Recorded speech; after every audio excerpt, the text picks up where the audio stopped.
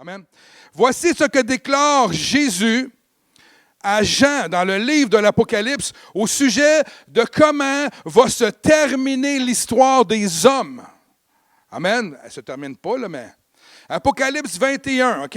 Puis en passant, le mot Apocalypse, nous, en français, c'est le mot qu'on utilise, mais c'est le mot révélation. C'est la dernière révélation de Jésus à son apôtre, à son disciple Jean, pour l'humanité.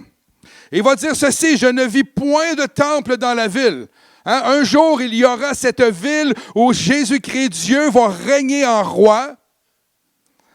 Et je ne vis point de temple dans la ville, car le Seigneur Dieu Tout-Puissant est son temple. Il est lui le temple. Ainsi que l'agneau. Qui est l'agneau? Jésus-Christ. Verset 23. La ville n'a besoin ni de soleil, ni de la lune pour l'éclairer, car la gloire de Dieu l'éclaire et l'agneau est son flambeau. Amen.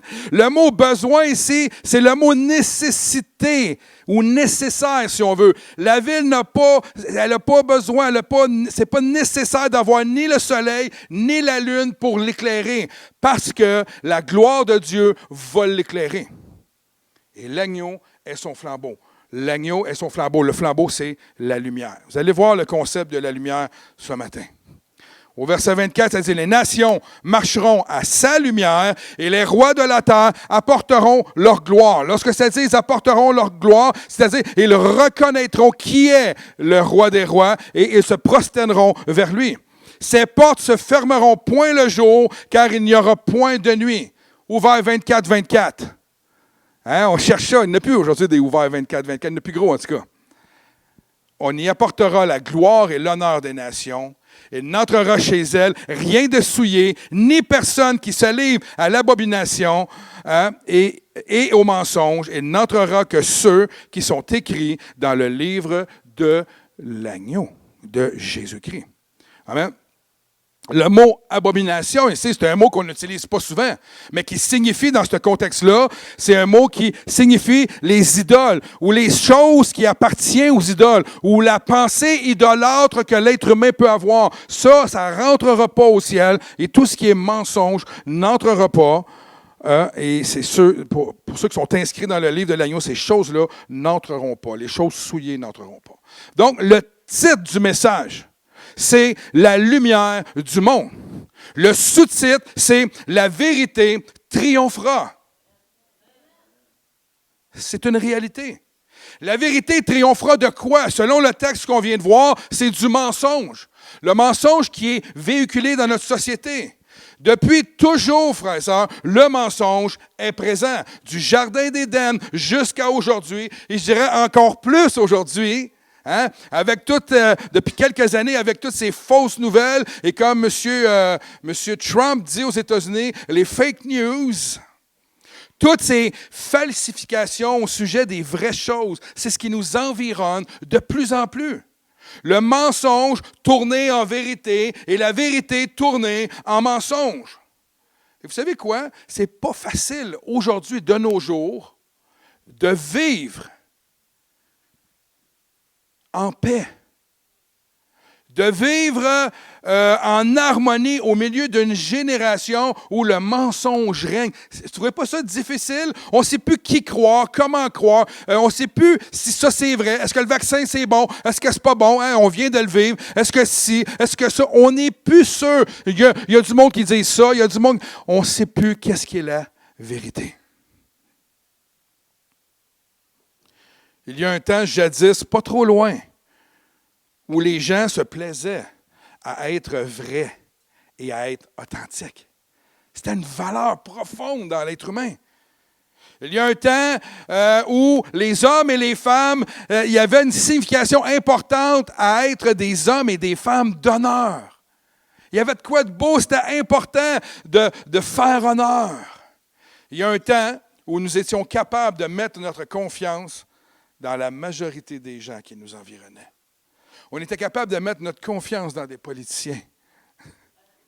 Non, mais je ris, mais on était capable de mettre notre confiance en tout le monde. On ne doutait pas des gens parce que le mensonge n'était pas aussi abondant à cette époque-là.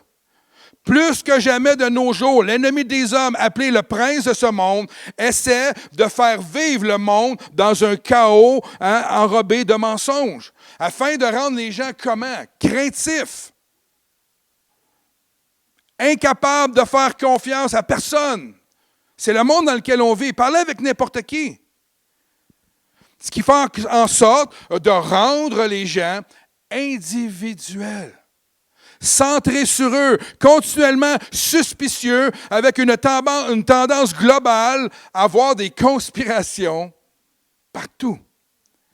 Mais est-ce qu'on peut dire que ce n'est pas normal? C'est tout à fait normal de vivre dans ce monde présentement avec un soupçon sur tout ce qui nous environne. C'est normal. Il y a juste de ça, toutes sortes d'histoires par rapport. L'ennemi va maintenant aussi loin dans le mensonge que de tromper les gens dans leur propre identité. C'est ce qui nous environne. De plus en plus de jeunes enfants en crise d'identité, ce qu'on ne voyait pas il n'y a pas si longtemps que ça, se suicident. C'est extrêmement triste aujourd'hui de voir qu'un enfant, au lieu de s'occuper de ses poupées et ses petits auto-tonkas, se préoccupe de son identité. Il est tellement mal dans sa peau parce qu'on le nourrit avec ça qu'il va passer à l'acte de s'enlever la vie. Pensez-y comment c'est rendu nocif aujourd'hui, le mensonge. La Bible dit dans Jean 10, ce n'est pas sur l'écran, il est venu pour dérober, égorger et détruire. Voilà le prince de ce monde, ce qu'il est venu faire. Mais Jésus est venu afin que les brebis aient la vie. L'ennemi pense que son plan fonctionne parce qu'il voit des choses arriver. Il pense qu'il fait des bons coups. Il pense que ça avance son affaire. Mais pour vous encourager ce matin, ce n'est pas sur l'écran non plus, dans 1 Jean 3, au verset 8, prenez des notes, ça dit « Le Fils de Dieu a paru afin de détruire les œuvres du diable. » La solution est pourvue. Ce n'est pas populaire de parler du diable aujourd'hui. On va parler du prince de ce monde. Laissez-moi vous annoncer une bonne nouvelle ce matin. Je vous dis que c'est le contraire qui est en train de se produire dans le monde. L'ennemi pense qu'il gagne du terrain, alors que c'est le contraire qui se produit. Regardez bien mon observation. Dieu a annoncé depuis le tout début de l'histoire, dans Genèse 50, 20, vous le voyez à l'écran, vous aviez formé les projets de me faire du mal. Dieu l'a transformé en bien pour accomplir ce qui arrive aujourd'hui et pour sauver la vie d'un peuple nombreux. Dieu est en préparation depuis le début des temps de l'humanité pour arriver à aujourd'hui pour conduire le plus grand nombre à lui. Le prince de ce monde croit qu'il gagne du terrain et qu'il éloigne les hommes de la vérité et de Dieu. Mais c'est le contraire qui est en train de se produire. Pourquoi? Parce que la vérité, c'est ce qui a le plus de valeur dans notre humanité aujourd'hui.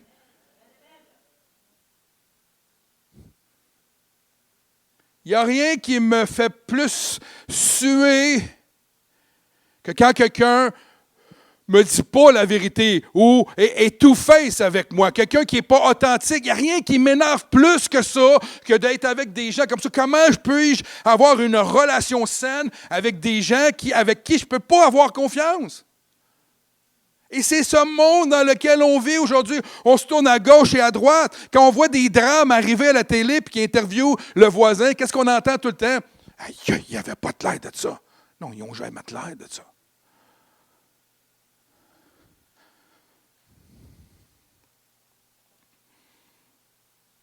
Nous sommes à une époque où la vérité demande à triompher, les amis. Et elle triomphera. Plus l'ennemi crée des ténèbres sur la terre, plus la lumière brillera. Plus l'ennemi croit avoir piégé les gens, plus il s'enfonce lui-même dans sa défaite qui est déjà assurée. Et plus les ténèbres sont grands, plus l'Église du Seigneur Jésus-Christ est appelée, je dis bien, est appelée à briller. C'est à nous de prendre la responsabilité. Plus le péché abondera, plus sa grâce surabondera. C'est biblique. Je n'ai pas le verset, c'est une pensée qui vient sur mon esprit. Je vous annonce donc une bonne nouvelle ce matin. Dieu, le Créateur, ton Créateur à toi, toi qui es ici ce matin, Dieu a une solution à tes inquiétudes. Dieu a une solution à tes craintes, à tes douleurs, à tes angoisses, à tes addictions. Comment on dit en français addiction? Dépendance. Merci Marie-Hélène. Dieu a une solution à ta crainte de mourir. Oui, Dieu a planifié depuis le début de la création de ce monde ce moment spécifique pour toi ce matin.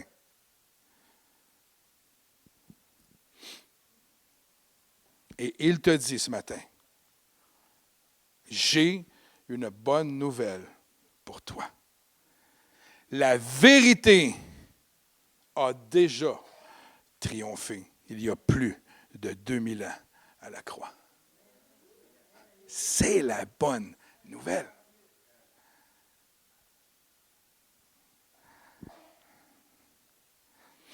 Une illustration que j'aime beaucoup, qui va, peut-être vous l'avez déjà entendu sur les réseaux sociaux. C'est l'histoire d'un jeune garçon qui est en classe. Je pense que c'est début secondaire ou fin primaire. Je pense que c'est début secondaire plus. Et il écoute son professeur qui est en train d'enseigner et soudainement, son professeur se met à parler de Dieu. Il se met à parler de Dieu d'une manière, vous allez voir, qui ne plaît pas au petit gars là, parce que ses réponses ou sa réaction va nous démontrer que ça ne lui plaisait pas. Et je vous raconte l'histoire. Le professeur dit, je vais vous prouver ce matin, chers étudiants. Je l'imagine, notre prof. Là, il y a une vidéo, là, on la voit, l'image, mais je ne sais pas si ça doit être un montage. Là.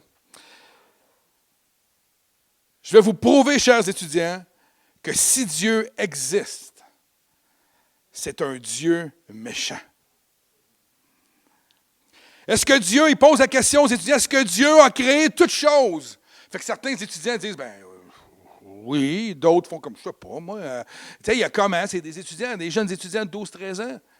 Si Dieu a créé toutes choses, il a donc aussi créé le mal. Cela signifie que Dieu est méchant. Ça, c'est sa réponse. Lui, il pense qu'il l'a, là. Il l'a trouvé. Le petit jeune, 12 ans, lève sa main. Excusez-moi, monsieur le professeur, est-ce que le froid existe? Le froid existe-t-il? Et là, le professeur dit, quelle question? Naturellement qu'il existe. N'as-tu, toi, jamais eu froid? En fait, monsieur le professeur, le froid n'existe pas. Selon la loi de la physique, ce que nous considérons comme froid est en réalité l'absence de la chaleur. Professeur, l'obscurité existe-t-il? Quel le prof? Évidemment que ça existe. Vous avez tort, monsieur le professeur. L'obscurité, c'est l'absence de la lumière. Nous pouvons mesurer l'intensité de la lumière, mais pas celle de l'obscurité. En fait, monsieur le professeur, le mal n'existe pas, monsieur le professeur. C'est comme l'obscurité et le froid. Dieu n'a pas créé le mal. Le mal est le résultat de ce qui arrive lorsque nous n'avons pas d'amour dans l'amour de Dieu dans notre cœur. Citation, histoire de M. Albert Einstein. À l'âge très jeune. Il était allumé, pas à peu près. Hein? Ce que j'aime dans cette histoire-là, c'est que le garçon, pour moi, c'est un modèle de courage. Il est déterminé à vouloir rendre la vérité victorieuse. N'est-il pas satisfaisant de voir ainsi la lumière, la vérité être révélée au monde? Vendredi soir, lors de ma lecture du texte de Ésaïe 53, le texte commençait comme suit. Et dans Ésaïe 53, c'est la prophétie au sujet de la venue d'un sauveur dans le monde. Il commence le texte Ésaïe en disant « Qui a cru à ce qui nous était à ce qui nous était annoncé. Qui a reconnu le bras de l'Éternel? Hein? Paul va reprendre ce texte-là dans Romains 10, va dire, mais malheureusement, tous n'ont pas obéi. J'ai trouvé ça intéressant. Il ne dit pas tous n'ont pas cru à la bonne nouvelle, mais il dit n'ont pas obéi, dans le sens que de croire à la bonne nouvelle, ça prend une action d'obéissance. C'est-à-dire, il faut que tu crois et que tu vives selon cette bonne nouvelle-là. Isaïe déjà demandait, Seigneur, qui a cru à notre message? Combien d'hommes, depuis le début de l'histoire de l'humanité, d'hommes et de femmes, qui ont refusé la bonne nouvelle? Combien? Jean va dire dans Jean 12, malgré le grand nombre de signes miraculeux que Jésus avait accomplis devant eux, ils ne croyaient pas en lui. Ainsi s'accomplit ce que le prophète Isaïe avait prédit, Seigneur, qui a cru à notre message et à qui la puissance du Seigneur a-t-elle été révélée? Là, j'ai sauté l'entre-deux, mais allez voir au verset 44, Jésus déclara à haute voix, si quelqu'un met sa confiance en moi, ce n'est pas en moi seulement qu'il croit, mais encore en celui qui m'a envoyé. Qui me voit, voit aussi celui qui m'a envoyé. Et c'est pour être quoi? La lumière que je suis venu dans ce monde. Afin que tout homme qui croit en moi ne demeure pas dans les ténèbres. Jean 8, 12, Jésus dira encore, je suis... Moi, Jésus, je suis la lumière du monde. Celui qui me suit ne marchera pas dans les ténèbres, mais il aura au contraire la lumière de la vie. Il est donc simple de comprendre que Jésus n'est pas venu dans ce monde pour juger le monde. Donc, toute religion qui porte un jugement sur le monde n'est pas une religion selon Dieu. Excusez-moi, là, mais tout ce qui juge n'est pas selon le cœur de Dieu. Dieu est le juge. Dieu jugera l'humanité un jour. Présentement, c'est encore une année de grâce. Nous sommes encore sous la grâce de Dieu, présentement, pour quiconque croit en lui. Peu importe qui tu es, peu importe ton passé, si je regarde mon passé à moi, c'était impensable pour moi de pouvoir être sauvé, être pardonné de ce que j'avais fait. C'était impensable de croire que Dieu pouvait pardonner quelqu'un qui a fait autant de crimes dans sa vie. Pour moi, je n'arrivais pas. J'ai dû me prosterner des dizaines de fois pour demander pardon à Dieu, jusqu'au jour où le Seigneur parle à mon cœur et qu'il me dit, t'es qui toi pour ne pas te pardonner alors que moi, je t'ai pardonné. Et à partir de ce moment-là, la condamnation a quitté ma vie. Et lorsqu'on lit les Écritures, la parole est claire, il n'y a aucune condamnation pour ceux qui sont en Jésus-Christ. Sinon, comment pourrions-nous vivre une vie libre?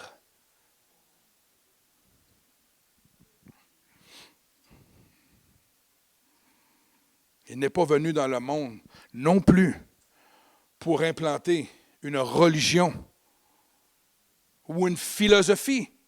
Ce que vous voyez ici, s'il y en a ici que c'est leur première fois qu'ils visitent, ce que vous voyez ici ce matin, ce n'est pas une religion, c'est une assemblée de croyants, de ceux qui croient en Jésus-Christ. Et on s'assemble pour être édifiés dans notre foi. Je ne suis pas là pour vous dire quoi faire. C'est ça ici qui nous indique la voie à suivre. C'est cette parole.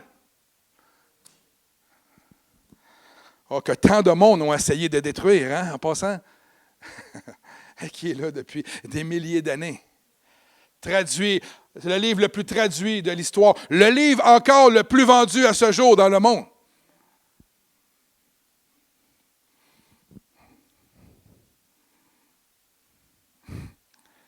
Lors de la création, frères et sœurs, il est dit que Dieu a donné 2 luminaires pour le monde.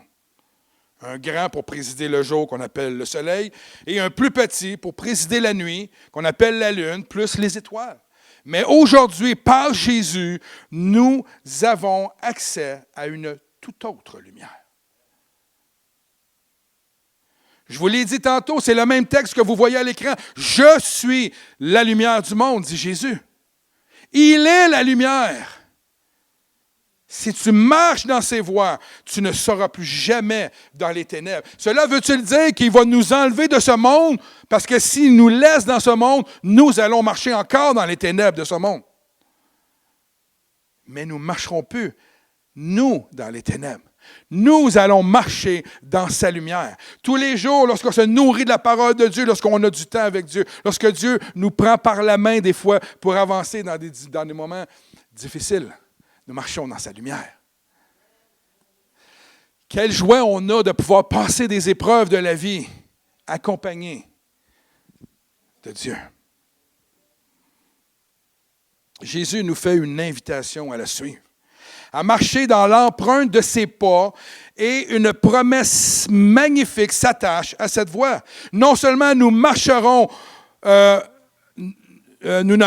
pas dans les ténèbres, mais nous serons remplis de sa lumière à lui, la lumière de la vie. C'est une belle promesse. Vous êtes peut-être en ce moment dans une période où vous avez l'impression de marcher dans un chemin qui est ténébreux, qui est ombragé. Tu peux être chrétien depuis des années et avoir quand même cette sensation-là. Peut-être que tu vis dans la maladie, peut-être que tu as des problèmes financiers, tu as des addictions, des dépendances. Des problèmes, des péchés récurrents, des choses qui arrivent dans ta vie. Mais Jésus place devant toi une solution. Et il t'invite ce matin et te dit, suis-moi. Suis-moi. Il ne faut pas rester perdu et dans la honte si vous vous êtes trompé d'intersection. La marche avec Dieu est un chemin qui ne signifie pas que ça va être facile. Mais il est là à nos côtés pour nous guider, nous restaurer, réajuster notre route. Il veut aujourd'hui vous envahir et vous transformer par sa lumière de la vie avec son amour et tout ce que Dieu possède en lui. Un cœur qui se repent est un cœur qui est joyeux. Regardez vos enfants quand ils commettent une petite niaiserie, là. Puis là, ils sont tous pognés, hein, ils ne sont pas capables. Puis là, tu leur fais cracher le morceau jusqu'à temps qu'ils disent qu'est-ce qu'ils ont fait. Puis là, à un moment donné, tu le vois. C'est clair. Quand on cache des choses à notre Père, on ne peut pas être pleinement heureux. Il sait tout. Moi, je ne sais pas tout, par exemple. J'aimerais ça. Mais les gens qui se repentent ont le cœur joyeux. Car il y a devant eux une nouvelle vie qui s'installe, de nouvelles opportunités de changer. Et par la puissance du sacrifice de Jésus, tout cela devient possible. Un psaume que j'aime beaucoup, le psaume 27, le verset 1, qui dit « L'Éternel est ma lumière et mon salut. De qui aurais-je peur? » C'est intéressant ici. Quand Dieu est ton salut, quand Dieu est ta lumière, de quoi tu peux avoir peur? Tu peux arriver devant n'importe quelle situation, évidemment. Il peut y avoir des craintes, mais de quoi tu peux avoir peur? Tu as tout ce qui est nécessaire pour ta vie. L'Éternel est le soutien de ma vie. De qui devrais-je redouter? Tu peux me compter tous les mensonges que tu veux.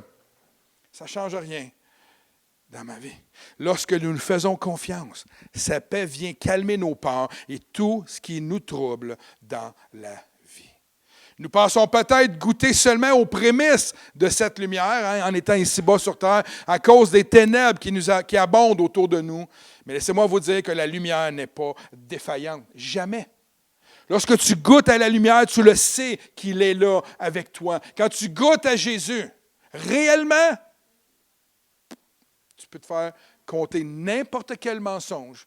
Ça ne changera absolument rien à ce que tu crois. Hein, petit garçon? Il est là, puis il me regarde. Yes, sir. Il est éveillé, hein? Plus que son papa, mais en tout cas.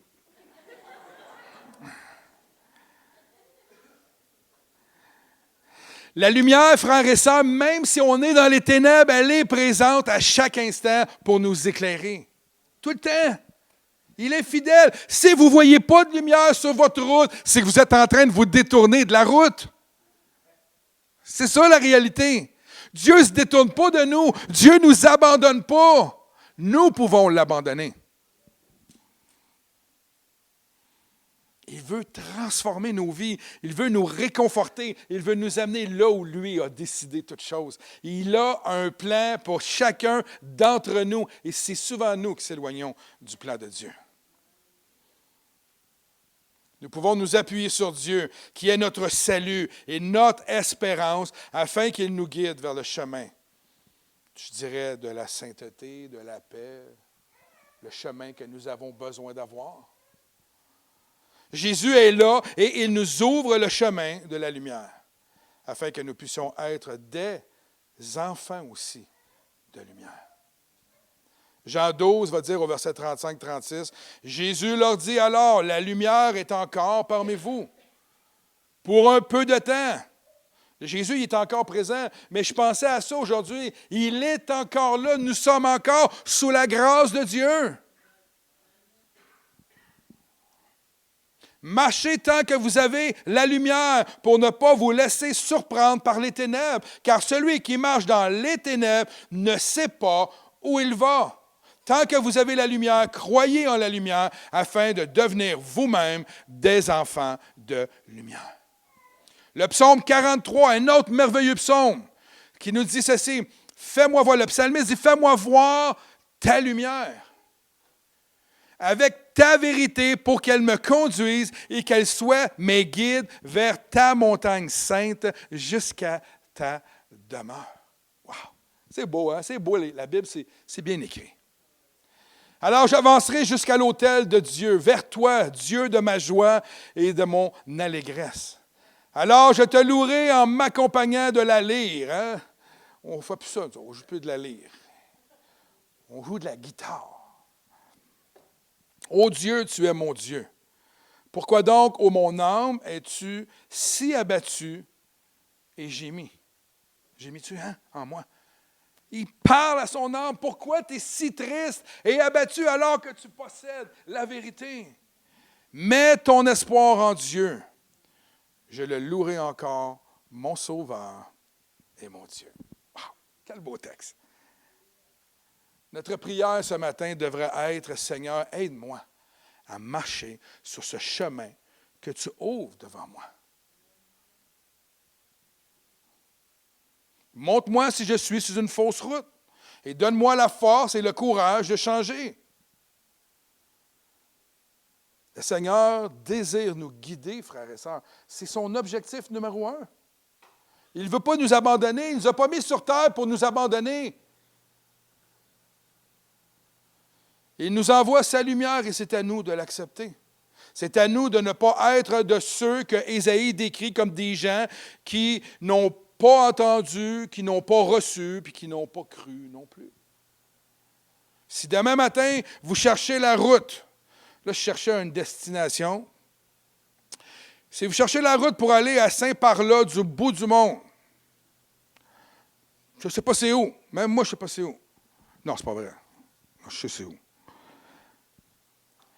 Parce que la suite, il faut que je dise que je sais c'est où, sinon ça ne marche pas avec mon histoire. Si je dis que je connais la route pour y aller, puis que je vous donnerais le chemin, vous seriez très heureux d'avoir la route. Tu sais, si vous en allez dans un endroit que vous ne connaissez pas, mais que moi je connais, ça va vous épargner beaucoup de soucis. Il y a aussi le petit bidule qui s'appelle le GPS. Pas aussi fiable que moi, mais bon, bref, il peut vous indiquer la route à suivre. Mais ce matin, moi, je vais vous indiquer la route à suivre pour vous rendre à Dieu. Jean 14, 6 dit, « Je suis, moi, le chemin. » Jésus parle Répondit Jésus, la vérité et la vie, personne ne va au Père en passant par moi. Il est le poste de payage. Sauf que la différence, que c'est lui qui a payé. Nous n'avons pas besoin de payer, et il a payé pour nous. Mais si tu te dis ce matin que tu n'as pas besoin de cette lumière, puis je vais demander aux musiciens de revenir, s'il vous plaît. Si tu te dis ce matin que tu n'as pas besoin de cette lumière, alors laisse-moi t'éclairer sur ce que la Bible dit de chacun de nous. Laisse-moi te montrer, moi j'appelle ça la route de Romains. Dans le livre de Romains, il y a 4 étapes où je vais te montrer que tu as besoin. 4 intersections que tu dois prendre pour te rendre à Jésus. Et la première est ceci, dans Romains 3, 23, ça nous dit ceci, « Car tous ont péché. » Pas un être humain sur terre qui vient au monde saint, entre guillemets. Tous ont péché et sont privés de la gloire de Dieu. Nous sommes tous pécheurs. Romains 6, 23 dit, « Car le salaire du péché que nous avons, c'est la mort. Mais le don gratuit de Dieu, c'est la vie éternelle en Jésus-Christ, notre Seigneur. » Donc, le péché, c'est la mort. La vie, c'est en Jésus. Romains 5, 8 dit, « Mais Dieu prouve son amour envers nous. » Encore une fois, ça ne nous parle pas de jugement, ça ne nous parle pas d'être sévère, ça nous parle qu'il nous prouve son amour envers nous, à ce que lorsque nous étions encore pécheurs, il nous aimait déjà. Christ est mort pour nous. Jésus est mort pour mes péchés, nos péchés. Et la dernière intersection dans Romains 10, 9, 10, ça nous dit ceci. Si tu confesses de ta bouche le Seigneur Jésus-Christ, et si tu crois dans ton cœur que Dieu l'a ressuscité des morts, tu seras sauvé. On ne parle pas ici de payer ta dette, parce qu'on serait tous ruinés. On n'a pas assez pour payer la dette de nos péchés. Si tu crois dans ton cœur que Dieu l'a ressuscité des morts, tu seras sauvé. Vous voulez avoir la signification de Pâques? C'est ça. Car c'est en croyant du cœur qu'on parvient à la justice, c'est-à-dire à être effacé nos péchés, et c'est en confessant de la bouche qu'on parvient au salut de Dieu. Si tu confesses Jésus de ta bouche, tu seras sauvé.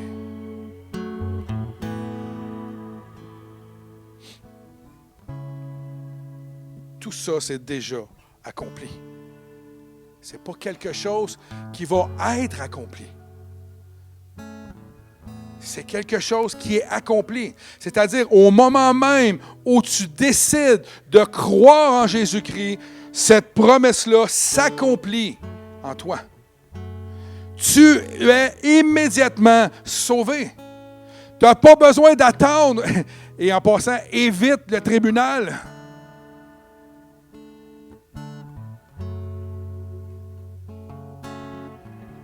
Nous avons la solution, frères et sœurs. Nous avons la vérité. Regardez que le monde veut l'accepter ou pas, puis qu'ils disent n'importe quoi à propos de ça. Il n'y a rien de plus vrai. Depuis qu'on détourne nos yeux de ce livre-là, depuis que nos institutions d'enseignement, que nos institutions, n'importe quelle institution gouvernementale a tassé Dieu, est-ce que ça va mieux aujourd'hui? Non. Il n'y a rien qui va de plus en plus pire que si vous retournez, il n'y a pas si longtemps en arrière.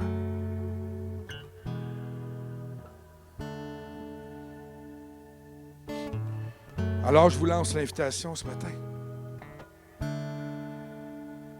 Désires-tu recevoir ce Jésus qui est mort et qui est ressuscité pour toi?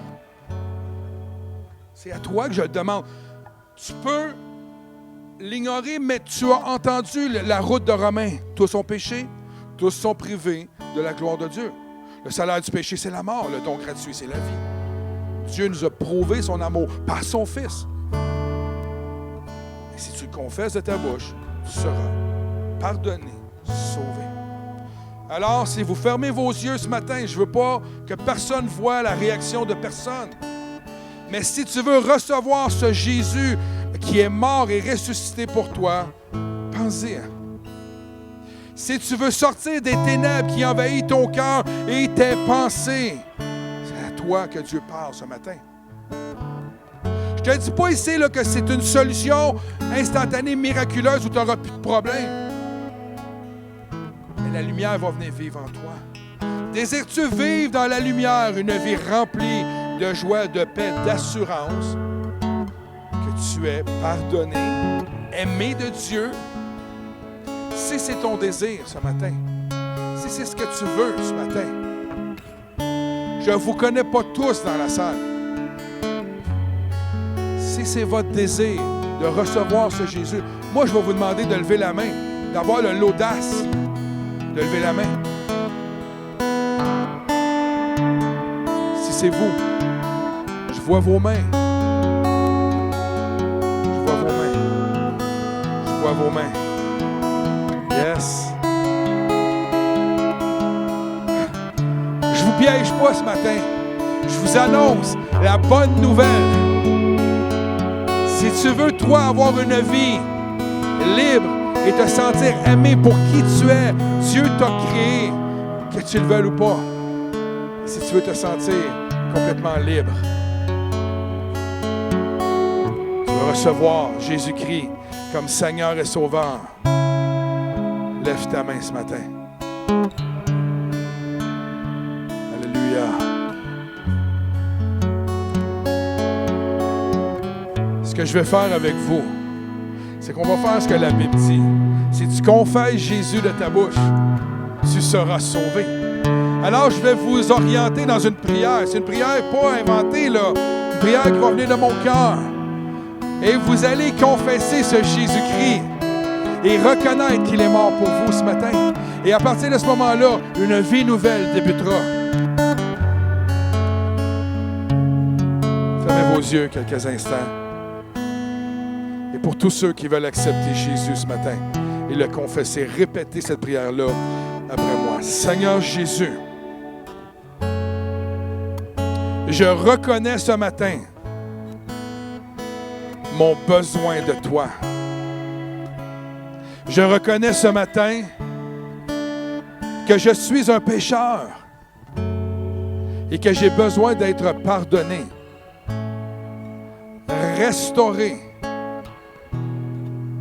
Et ce matin, je veux confesser de ma bouche que tu es le Seigneur et Sauveur envoyé de Dieu pour pardonner mes péchés. Alors, Seigneur, merci.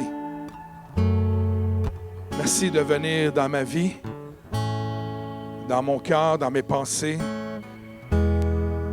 Merci de faire de moi ton enfant. Amen. Gardez vos yeux fermés quelques instants. Seigneur, ce matin, en cette belle journée de Pâques, tu vois ceux qui ont tourné leur cœur, leur pensée vers toi ce matin. Tu vois ceux qui ont fait ce pas de foi. Je prie, Éternel, que tu viennes les sceller en toi, que tu viennes les protéger, Seigneur. Protège de ce que ce prince de ce monde va vouloir faire, c'est-à-dire venir voler ce qui a été semé ce matin. Je prie dans le nom puissant de Jésus-Christ qu'il puisse marcher en toute sécurité dans ce monde. Revêtu de ta puissance, revêtu de ta joie, de ta paix. C'est dans ton merveilleux nom, Jésus, que j'ai prié. Et tout le monde dit ce matin, un beau Amen.